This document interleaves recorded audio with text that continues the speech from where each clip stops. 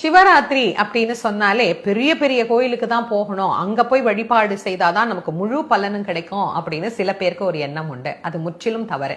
ஒரு சின்ன கோயில் பார்க்கறதுக்கு ஆளே கிடையாது, ஒரே ஒரு சிவலிங்கம் மட்டும்தான் இருக்கு, அந்த கோயிலுக்கு போய் வழிபாடு செய்யறதுக்கு கூட ஆள் இல்லைன்ற நிலைமையில ஒரு கோயில் இருந்தாலும் சிவராத்திரி அன்று கண்டிப்பா அந்த கோவிலுக்கு நீங்க போய் வழிபாடு செய்து ஒரு சின்ன அபிஷேகம், என்ன முடியுதோ பால் பழம் என்ன கிடைக்குதோ அதை வச்சு நாம அபிஷேகம் பண்ணி வழிபட்டால் கூட அநேகமான நன்மைகள் நமக்கு கண்டிப்பாக கிடைக்கும். கோவில்ல சின்னது பெருசு அப்படிங்கிற வித்தியாசம் எல்லாம் கிடையாது.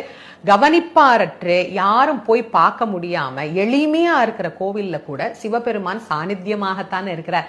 சுவாமி ஒண்ணுதான், அவர் எங்கும் நீக்கமர ஒரே போலதான் நிறைந்திருக்கிறார். அதனால நீங்க ஒரு சின்ன கோயிலா இருந்தாலும் அங்க போய் இந்த சிவராத்திரி அன்னைக்கு முழு நேரமும் வழிபாடு செய்து பாருங்க. மனசுக்கு எவ்வளவு நிறைவான மகிழ்ச்சியையும் சந்தோஷத்தையும் இறைவன் கொடுக்கிறார் அப்படின்னு.